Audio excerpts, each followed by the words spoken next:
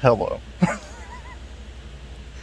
I'm gonna try and temper myself and go through this as chronologically as possible, or else I'll just end up spouting about. Anyway, um, so set my alarm last night, and I don't think it was excitement for the direct because I had fairly tempered expectations, what with Corona and everything. But I think it's just I, in general, have alarm clock anxiety. If I know an alarm is going to go off, I have a hard time sleeping because I'm waiting for it to go off. And that seems to be the real form that almost all of my anxiety takes place. It's like, I've explained it before, I think, but like just in general, it's the inability to enjoy things or the lack of a drive to start anything because I feel like I've got something else I need to do in just a little while that wouldn't make starting it worth it. Constantly. Even if I know for a fact, bar the house catching on fire around me, I don't have anything to do, I still feel like I've got a dentist appointment in 10 minutes. I've got to get a shower and leave in 15 minutes. And it's so bad that even just setting an alarm so that I could watch the direct live and not be spoiled on anything, I still had alarm clock anxiety. The same level that I remember having when I set my clock for work, or like a few weeks ago when I had the interview that I had to get up for. When I set my clock for that, it's ridiculous. Anyway, so after roughly 6 hours of sleeping on and off, and that's being generous, I finally, my alarm goes off around quarter till, and I get woke up pretty much just in time for the direct to start. And let me just say, Nintendo didn't just win E3. I think it carried E3. There's a reason Nintendo went last out of the big three. I say big three. I'm counting Bethesda. And I don't know why I'm counting Bethesda.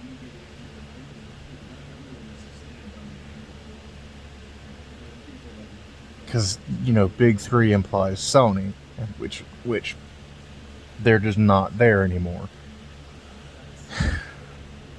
Anyway, opened up with new Smash DLC. The first prediction was half true in that I had a feeling. My prediction was they were going to announce both of the remaining fighters today, and that one of them would definitely be a third party without representation. The second part of that was true.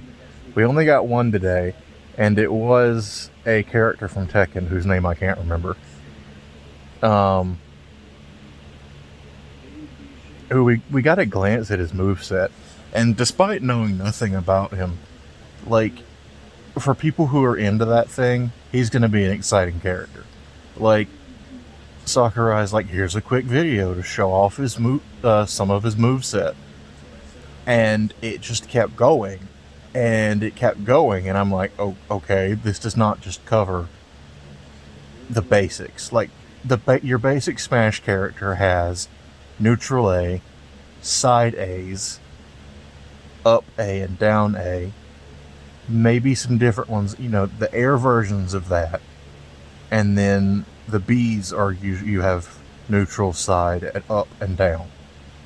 That's a total of about, let's see, you got about 16. they just kept listing things. Like, I think it was like getting close to 30, I feel like.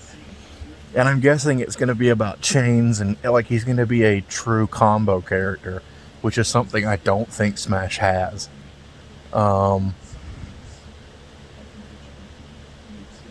watched Maximilian Dude react to it, and he's into fighters in general a lot more than I am. And he kept going on about 10-hit combo, so I'm guessing that's some sort of signature either for the Tekken or like, I don't know, but like it was definitely included. So that was a decent start. And then we got our first little batch of coming soons. Some I'm trying to remember the order of everything. I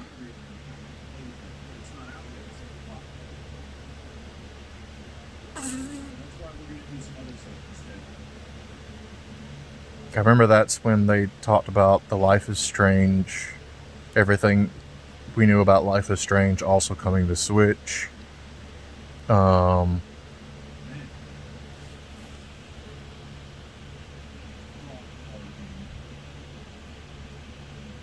I think it's when we learned about the Monkey Ball. I know at the end of that segment's when we learned about the Monkey Ball collection, which Vinny was very excited for. There was a few more interesting bits in that, but I'm not sure. What I do know is that the next break got really interesting and really exciting. And I don't know why I'm talking like anyone who would watch this, including me, wouldn't already know this. But the guy goes, so real quick, just wanted to let you know, Prime 4 is going good, but we don't have anything to show you. Sorry. However, here's a new Metroid game. And we're like, excuse me? And the footage starts, and immediately it looks fantastic. I loved the new suit design. Like, it didn't immediately strike me as, oh man, that's fantastic. But the more I look at it, the more I really like it. I don't know why, I just do. I think it's because it's, a completely different color scheme paired with a completely new design. And it's like the combination of both, because like a lot of, when you go from the complexity of the power suit, like the level of detail in the power suit on Prime, from the almost sickeningly smooth, in my opinion, suit from Other M, this suit seemed to marry those two concepts really well. It's simplistic in design, but thanks to current hardware, there is some excellent detailing done on this thing, where it doesn't just look like, 6 total plates of metal slapped together. And, it's like, don't get me wrong, there's room for that. And, I think the stigma of the game itself kind of painted Other M suit in another light for me. But just this new suit, maybe it's the blue arms and legs. Maybe it's that matched with the classic red breastplate and white filling everywhere else. I don't know. Maybe it's because the pauldrons remind me a bit of the PED suit. Like, I just love it. I just love this suit. So after we see a little splash of Samus, we get text that pops up, and it says Metroid 5. Excuse me? Metroid 5? We're finally going beyond Fusion? Oh my god. And then the opening part of the trailer plays, where Samus gets chased by, like, it did look like a portal construct. Someone in the comments made that it looked, it had very similar design as like the portal turrets, the portal turrets and GLaDOS, and just, it had it looked straight out of Aperture's Hell Labs, and it was invulnerable to everything Samus had. And to her credit, she's smart enough to know when to bolt. So she turns and she runs, and then we get like a little splash of gameplay. This is a 2D Metroid. This is a 2D Metroid. A new 2D Metroid. Metroid 5. Oh my god. Then the thing catches her, presumably kills her, and we get the title drop of Metroid Dread. And suddenly, a schoolyard rumor from when I was in middle school back in 2006 is finally realized. It looks like it's going to be great. I'm trying not to be overhyped. I really am. But, sweet God, it looks like it plays so smooth. They've really leaned into making the traversal and everything as smooth as possible. And the more I looked at it, the more I finally had the thought, I can't wait to watch someone speedrun this. Because people can already make like Super Metroid kind of look like this was being played, but just with how precise speedrunners can be. But like, I can't wait to see someone who just can truly get into the absolute note by note rhythm of this game. And I can't wait for them to just tear it apart. Like, it's going to be beautiful. But even as I watched a little bit, it was in the treehouse afterwards, and I watched bits of it, and it was, I try not to watch much because, one, I didn't want to spoil all that much, and two, it was obvious that they were, it was obvious that they had a time slot to fill, but the gameplay they were allowed to show didn't fit that time slot, because there was a lot of just kind of futzing around.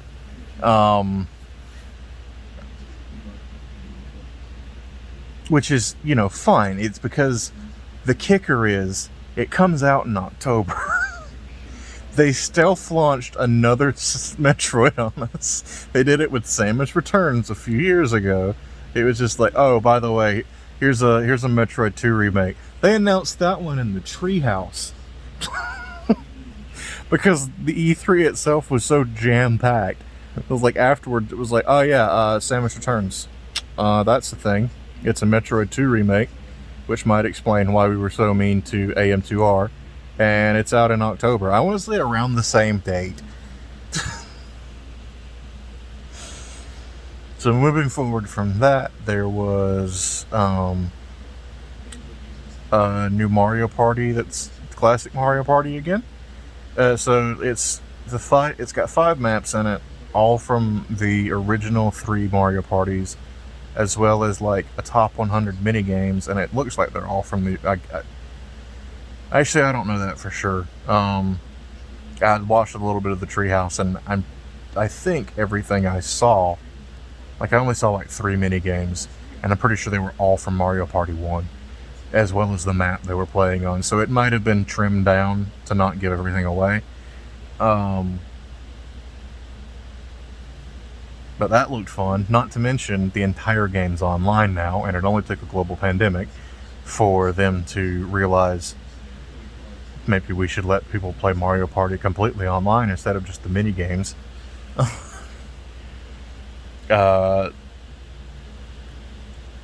Another teaser for Mario Golf, which looks good. I'm sorry, they just make me, like Vinny said, these games make me happy. I want them. I forgot I needed to plug my phone in. God, it would suck for it to die right now. Sorry. 9%. Good. Good save. It was at 15 when I started this. Oh, it's at 8 now. Good. Okay. That's awesome. It's fine.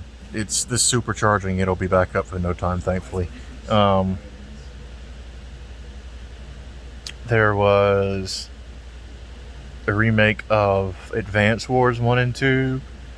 The Shin Megami Tensei 5, there was a big, really, an in-depth trailer for that, which looked good. Danganronpa Collection. I've always been curious about what that game is. I've heard it all over the place, and I've seen that two-tone bear thing all over the place. So who knows? Maybe if I find myself with a mild excess of wealth one day. Come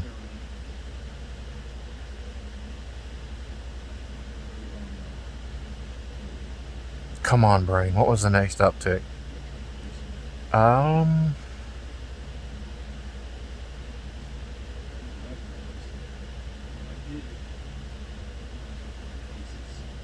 I can't really remember, so I'm gonna go ahead and skip forward to the end because I know I'm already close to that.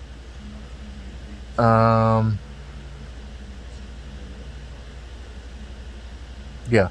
So at the end, they scared us a bit because one of the presenters said one more thing, and then it was just details on the Age of Calamity DLC, which, don't get me wrong, I was excited for, but they made it seem like that's what they were closing on, and considering this came shortly after a segment called DLC and games coming soon, I'm like, why would you split this off to be the last thing?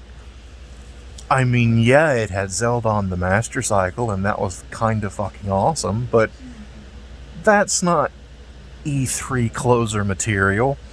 Luckily, it was just him handing off the end of the direct to Aonuma, who talked about multiple things.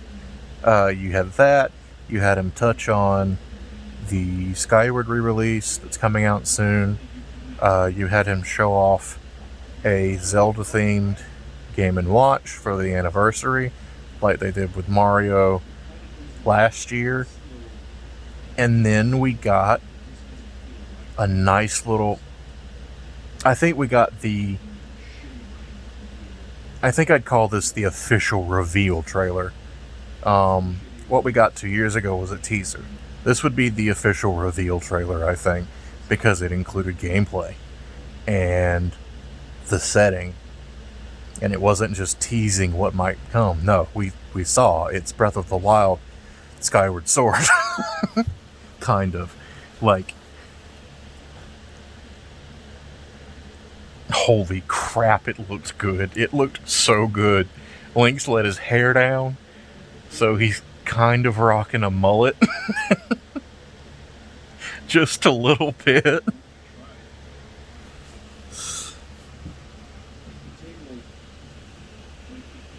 There was a Talos that a bunch of bokoblins had built like an outpost on.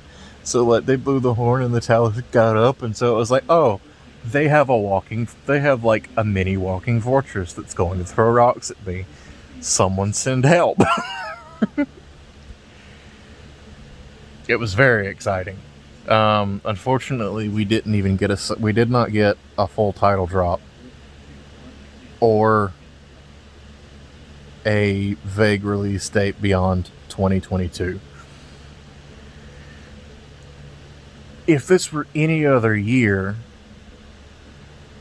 I would say that it's probably going to be early 2022, around the time, because well, let's put it this way: when the first Breath of the Wild was initially announced, yeah, it got pushed back a little bit to be on the launch of the Switch, but so when they came out with coming 2020 or coming next year, it was in like March or April or something like that. It's either maybe even May, but still first quarter next year. And I'm hoping that Breath of the Wild 2 is going to be similar. But just, man, but like, was it a perfect direct? No. But there was a lot of good stuff in that direct. Like, a good chunk of what I'm excited for from all of E3. You have like Elden Ring, which just looks really interesting. You know, it's basically Dark Souls written by Guillermo. I keep saying Del Toro, by George R. Martin.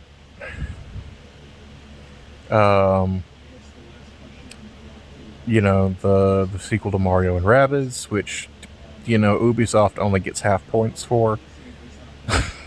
So that's kind of a Nintendo one too. Now, I don't know who the primary development team on that is. I don't know if it's actually an Ubisoft team, or if it's just a subsidiary that Ubisoft scooped up. But either way, yeah, that's technically more Ubisoft, even if they are. Well, no, I'm gonna give that guy more credit because he's a bit of a hero. The lead of that team. Like, yes, the original used the massive franchise. What's the word I'm looking for? It used the weight of the Mario name to pitch a new concept. But Mario and Rabbids has earned its place. Like, at this point, you know, it's getting this big, beautiful sequel because the original one was just knocked it out of the park, as well as the DLC. Like, those were genuinely fantastic games. And even when you take away the part in spite of the concept, like, just ignoring what Rabbids are. And I'm saying that because I'm, you know, like, yeah, they're just minions. Yeah, of course they're just minions. But one, they were reeled in a bit. You know, they weren't as obnoxious as they usually are. And two, just the game was just so good. The Kirkhope music, like, it just all worked. It like, somehow, I feel like the older games, you were supposed to enjoy them because they were obnoxious. But, like, in Kingdom Battle, you're kind of reacting along with the main cast of, oh my god, they're still doing this. And so it kind of spun it in a new light, because it wasn't like, you know, pointing at a screen and going, look, a bug-eyed rabbit making a fart joke. That's funny, isn't it? And instead it was just like, you know, it's just like, oh god, they're doing it again. Just the shifting of it was like a shift of focus that,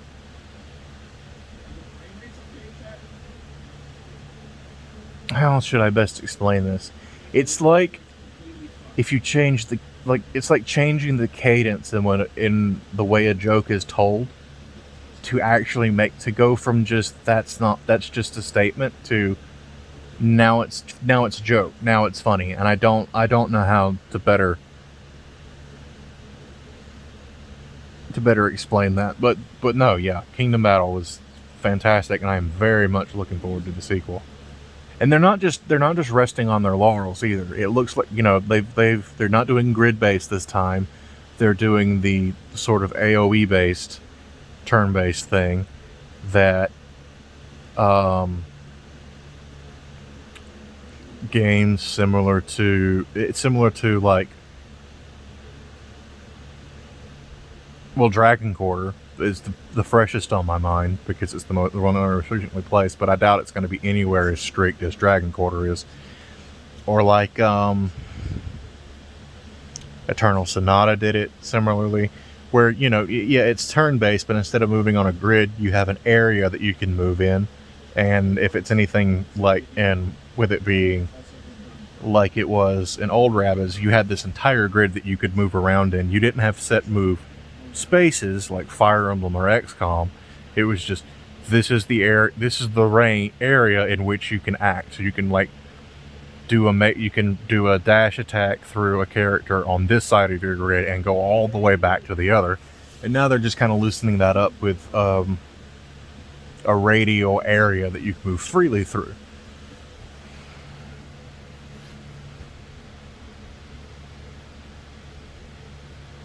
And I think it'll just make the battles themselves more fluid than necessarily turning it on its head. But I do know there's going to be, like, they mentioned new abilities. Like, basically every character is going to have another extra ability, basically.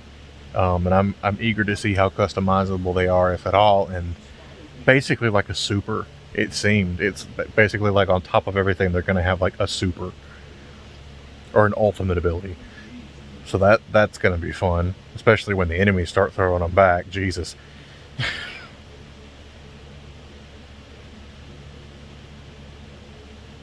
I'm trying to think of what else. Like, just Metroid Dread has just eclipsed this entire E3 for me. I'm so excited for Metroid Dread. It comes out in like less than 4 months. Oh my god.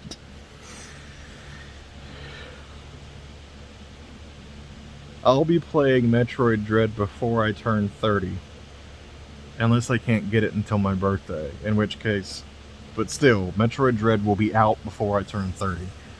Which is interesting considering I was like 14, 15 the last time I heard about it. Oh my god, I've literally spent half my life, not with bated breath or anything, but technically I've spent about half my life waiting for Metroid Dread.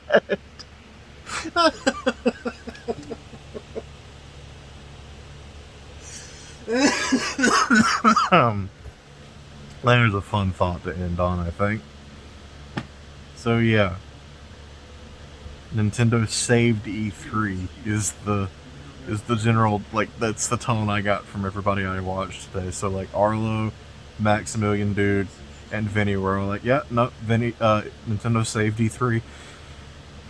Between the Marvel conference, Square Enix conference, not really having a lot. Which that's one that I enjoy less in retrospective, because I was like kind of into some of the things they were doing, but no, yeah, there really wasn't undershowing in general. Or, like, if they didn't have that much to show, did they really need to spend 10 minutes on Guardians of the Galaxy? Like, I think if they'd spent half the time on that and it was just shorter overall, Square would have been a little less disappointing.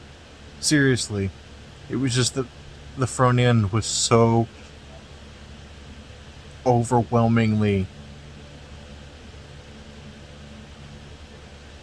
not really what we're here for, Square Enix, when, like, I get it, these are your properties, but we're kind of just here for Final Fantasy and Tomb Raider, and I think that's Square Enix these days.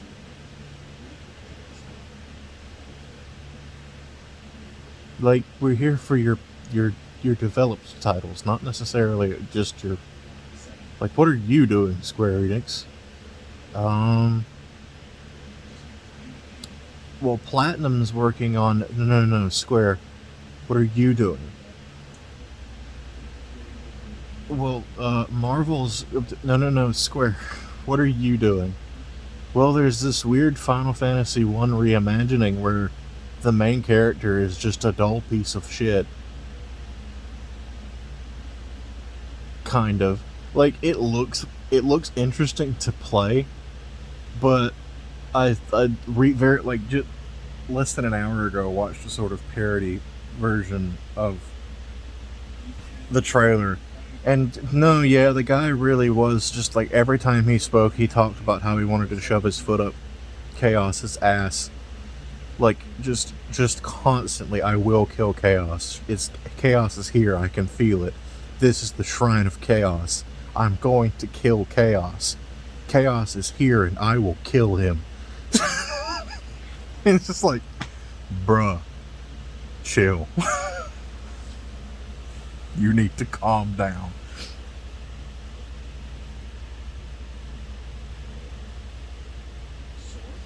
It was like Darksiders with a little bit of mirth. Imagine Darksiders without. I'm pretty sure. I think it was Mark Hamill. But without the witty shadow thing. So you just get war, being angry.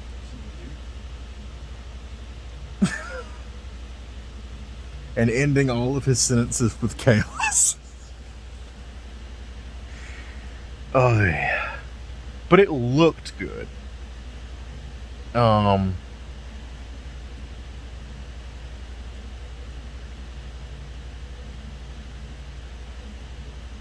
no, yeah, the more I think about it, if that's a fully fledged title and it's just him bitching about wanting to kill Chaos the whole time. God, I can't imagine doing that for 10 to 40 hours, depending on. Jesus. So, yeah, in short, Metroid Dread. Metroid Dread. Metroid Dread. Metroid Dread.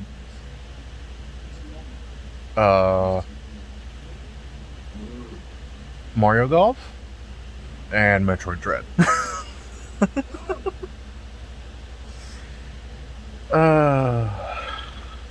I'll catch you all